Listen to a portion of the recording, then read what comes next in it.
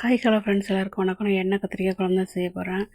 கடுகு, வெந்தயம், வெங்காயம் போட்டு தாளிச்சிட்டு கத்திரிக்காயையும் 4 பீஸாக நறுக்கி போட்டு தக்காளி பழம் போட்டு உப்பு போட்டு சிம்மில் வச்சு நல்லா வதக்கிருக்கிறேன். கத்திரிக்காயை சிம்மில் வச்சு வதக்குங்க.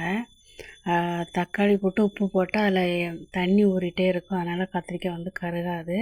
அப்புறம் புளி கரைச்சி ஊற்றி குழம்பு மசாலா தூள் போட்டு சிம்மில் வச்சு நல்லா வேக வைங்க.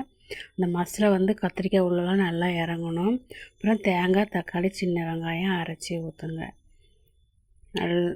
அரைச்சி ஊற்றிட்டு தேவையான தண்ணி ஊற்றி உப்பு போட்டு நல்லா கொதிக்க வச்சு குழம்பு நல்லா கெட்டியானோடனே இறக்கிடுங்க. குழம்பு எண்ணெய்